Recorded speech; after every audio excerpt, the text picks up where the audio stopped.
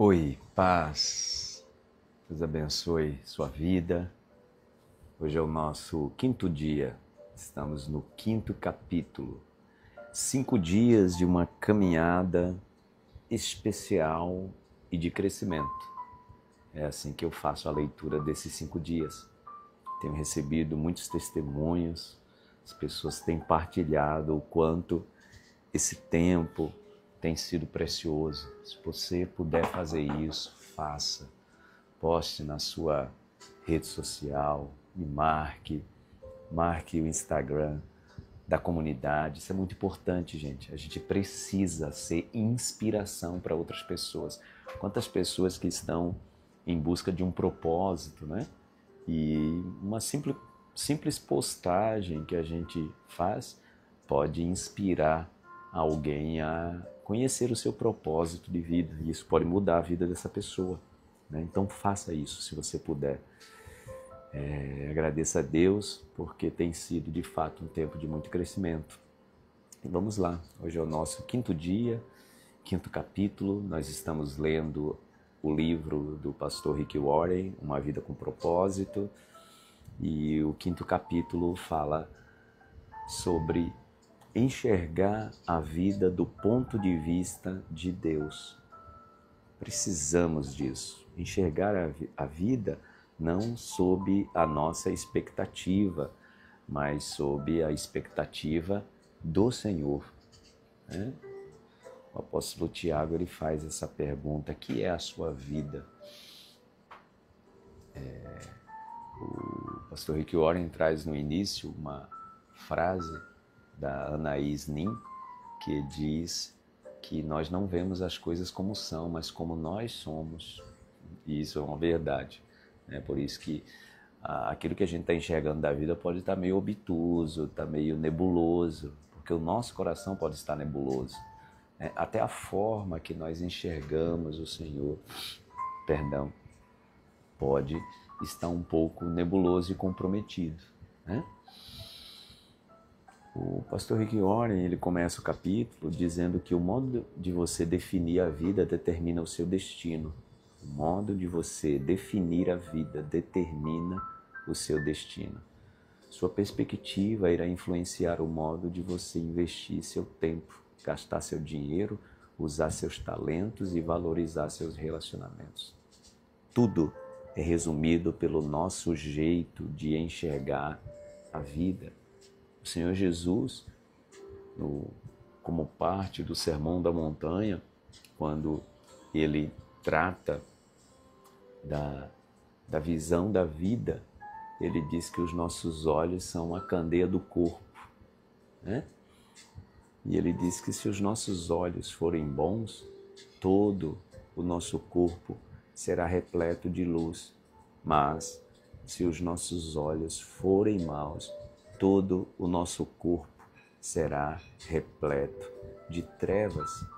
Ou seja, Jesus está dizendo que o nosso destino, o nosso futuro, os nossos relacionamentos são definidos a partir da nossa perspectiva de vida. Por isso que precisamos olhar a vida sob a perspectiva de Deus. Mateus capítulo 6, versículo 22, é onde está escrito essa referência que eu trouxe, né? Que os olhos são a candeia do corpo. Eu sempre costumo explicar esse texto de Mateus 6, 22, e que Jesus não está tratando, não está falando sobre a saúde ocular de alguém. É óbvio que Jesus não está falando quem tem uma saúde ocular boa ou a saúde ocular ruim. Jesus está falando sobre o nosso jeito de enxergar as coisas, as pessoas, a vida. E isso define tudo. Olhar a vida sob o prisma de Deus é trazer luz aos olhos, como Jesus disse em Mateus 6, 22.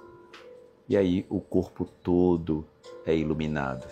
Isso quer dizer que as pessoas que estão orando, pedindo para que Deus ilumine o seu caminho, a sua vida, estão, na verdade, precisando pedir ao Senhor que ilumine o seu olhar.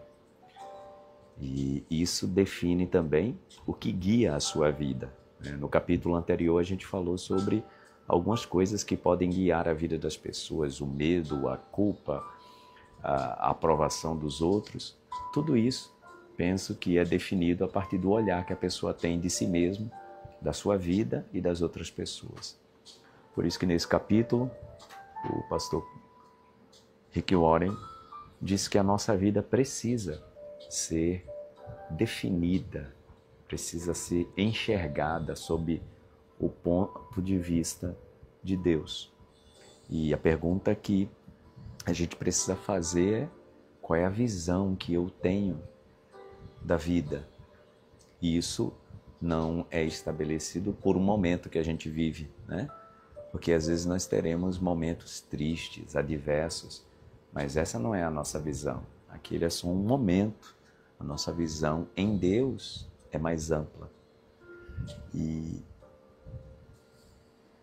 nesse capítulo eu acho bem interessante, porque para formar essa visão sob o ponto de vista do Criador, o pastor Rick Warren traz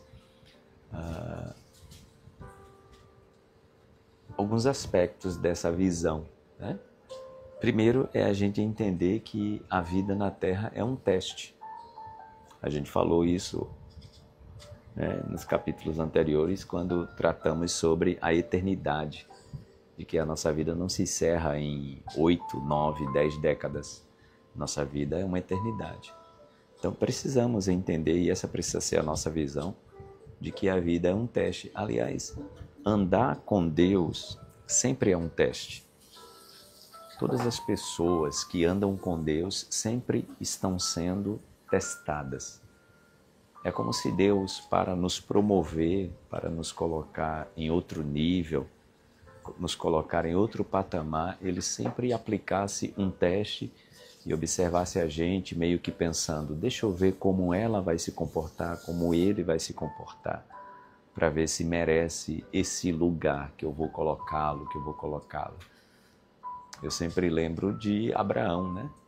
Abraão, quando Deus lhe pede Isaque, era um teste.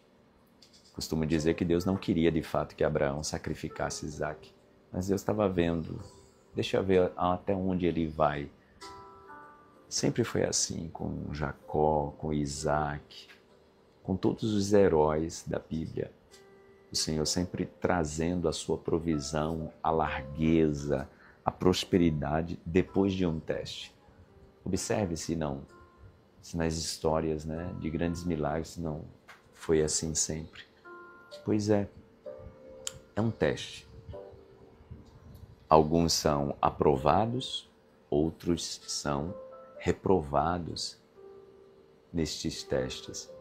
A gente olha para pessoas que estão crescendo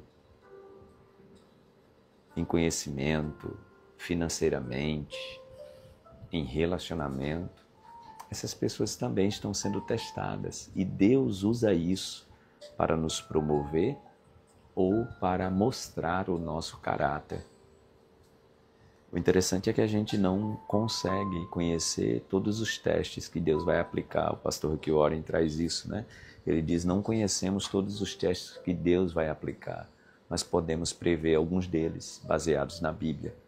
Você será testado por grandes mudanças, promessas retardadas, problemas impossíveis, orações não respondidas, críticas imerecidas e até mesmo tragédias sem sentido. São alguns dos testes e nós precisamos estar preparados para esses testes.